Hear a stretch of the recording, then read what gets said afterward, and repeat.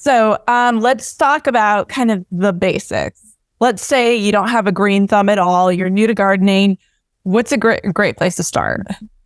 If you're new to gardening, one of the easiest projects you can involve yourself in is just container gardening. And one of the reasons for that is that you've got a smaller project to handle. I mean, if you are truly a beginner who wants success, you just get yourself some containers that will fit an area of your balcony, your patio, then get at least 6 hours of direct sunlight per day. And then I can say that you're pretty much ready to start gardening just in a container. Okay, any specifics? Are we talking herbs or vegetables or fruits? Well, so some of the easiest things that you could grow are like what I have here. I've got shallots. I started growing these from seed. And so here I have a few different packets of seeds for some of the easiest beginner type of veggies to grow. There's all kinds of lettuces. I'd love to make a mesclun bowl because especially as summer comes, you want to have some of those salads. Carrots. You can actually grow carrots in the container too. Just make sure that it's a taller container, at least like 8 inches tall. And all kinds of stuff though. I have started here some chives and shallots. And I also have some Thai basil growing that I actually bought this at the garden center. And so I'm getting ready to put these outside in a container. So whether you want to start herb gardening or growing some basics like lettuce, carrots, chives, it's all so easy. And that you can grow in the smallest space. And I'm looking and it looks like you have some artificial light there. Is that right? I'm curious about these because these are kind of all the rage right now. These artificial light, do those work? Yeah. You know what's really cool? Since everybody started gardening during the pandemic, there's so many products out there to help you be successful. For instance, as a beginning gardener, if you want to start plants from seeds, you can get yourself a grow light like this. And this is a little kit. It's called Jumpstart. I thought we found this for about $80, but there's cheaper. There's actually grow lights you can get for $20, and they have their own stands. And with that, you could probably grow like a 6-pack like this, something small, and just start to get your feet wet. But that's for those of you in the coldest climates. Now, I'm in LA. We're kind of a crybabies just because we had like a bunch of rain lately. It's so funny, Emily, because I was like, when is the rain going to stop? And I'm like, wait a minute, I'm a gardener. I'm supposed to love the rain. But, it was a little bit cold first. So we didn't get to start really getting in the garden outdoors until probably a couple of weeks ago. And so those of you who are in the very cold climates, maybe you still have a frozen ground, you may want to start your veggies and your herbs indoors. And that's where these grow lights really come in handy. So basically what you do is you stock your seeds indoors and it gives you like a 4 to 6 week lead time.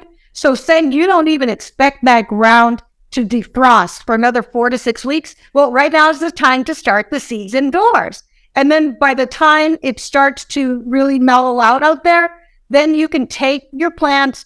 If you're not a container gardener and you want to plant them outdoors, that will be fine. You can take them, they'll already have started growing, and you can start growing them in the ground. Also, you can take these and put them in a container and put that container outdoors in full sun instead of having everything indoors under the grow lights. So how do you know when to move things outdoors? Like, it's going to be different, obviously, in different regions, different times of the year, but how do you know when that right time is?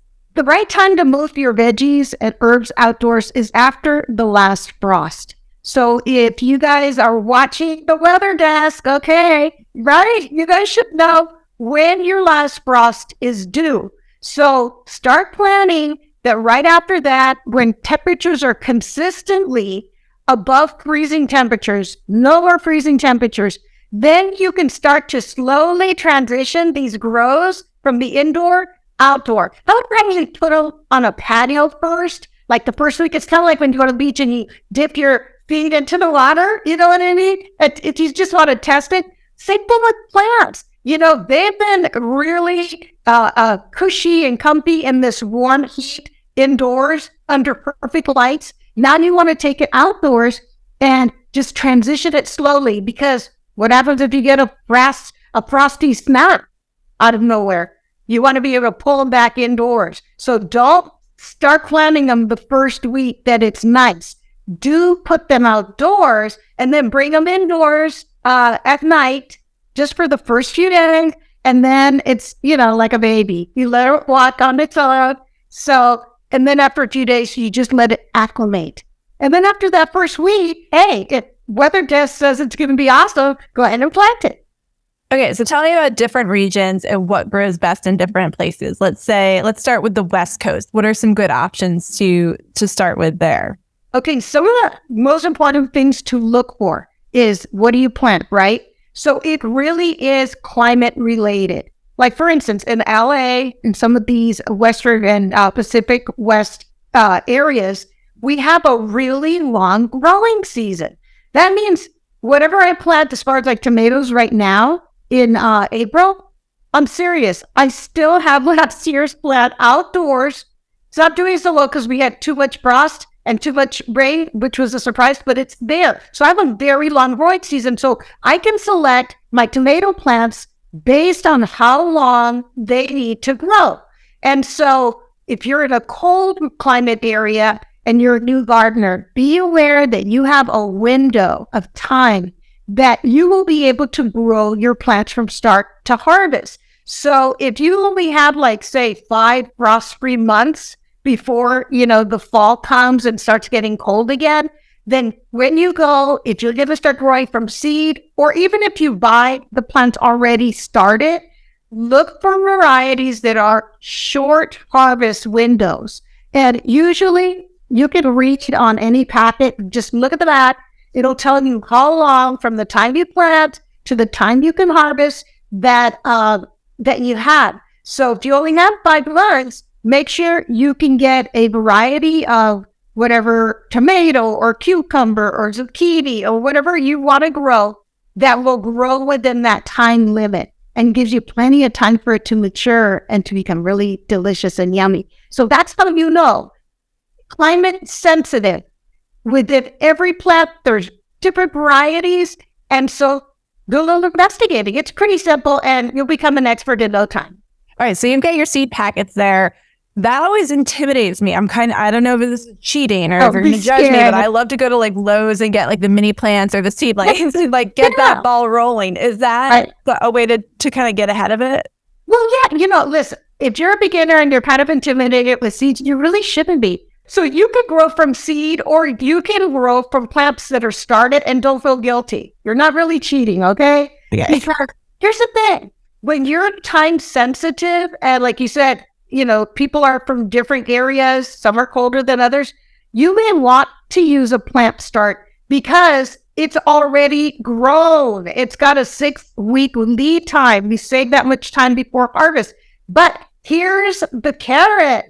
Literally, the carrot is this, that when you buy from seed, there's literally hundreds of different varieties of carrot, of lettuce, tomatoes. There might even be thousands. I am so serious. And so what's really cool about starting plants from seed is that you can go through the catalogs, see the varieties. It's very much described kind of like wine. It tells you what notes it has and the texture.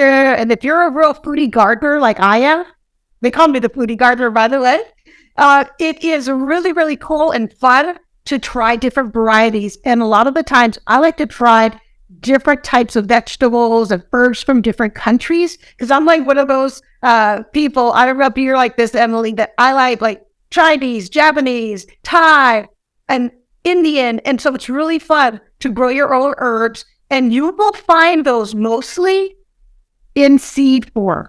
You won't find as much already grown. These are pretty much what you will find in your garden centers are the most commonly grown herbs and veggies. Gotcha. So a lot more variety, a lot more options if you go straight to the seed. Big time. Okay. So one question I always have I never know if I'm watering too much or not enough. I feel like I go out there and I water and then I go back a day later and it feels dry. So how do you know if you're watering enough or if you're overwatering? Okay, so watering is a great subject. As far as the garden, when I say in garden, I mean what's in the ground, and as well as what you're taking care of in a container. The plants pretty much will tell you or shout at you like, hey, that's too much water or that's not enough. And the way that happens is when you look at your plants, if you start to see that the leaves are kind of like, they're kind of going down and limp, or they're turning yellow. The funny thing is when a leaf turns yellow in a container plant or in the ground, a lot of the times that's overwatering. You think like, oh, am I not watering this enough? And then you go and you water it again, you kill it. Because overwatering is like a big deal. So here's what I do. It's really high tech, but you can afford this. Take your finger and you put it all the way to here into the soil. And if it's feeling kind of cool and moist, great. That means that the plant is able to get enough water. It's still kind of receiving that. Now, if you put your finger in the soil and it comes out really dry, that's not good news, because by the time it gets to that parchy, dry feeling, the plant is already going to have issues taking up water when you do give it. Because, it is like us human beings. It has its waterways, it's hormonal. It actually is very hormonal the way it uptakes water. And so in order to take very good care of your plants, keep an eye out and a finger out on the soil moisture level. Take a look at your plant. Is it telling you something? And then, of course, if you have those crispy, dry, brown leaves, then you haven't watered it. Shame, shame, shame. But don't be... It's really easy after a while when you've been gardening a few seasons to understand your plants. And it really is just like taking care of somebody else. But this would be... So let's say you put your stuff in the ground and then, surprise, there's another frost coming. Is there anything you can do to save the plants that you've already transferred outside if there is going to be that sudden extreme change in weather? Right. Those unexpected frosts, we all have to be ready for them, even though we don't want them to come. So one of the things that I always have on hand are what they call these frost blankets. And you can get them at the garden center. It's not expensive, under $20. You get a big old spun polyester type of material.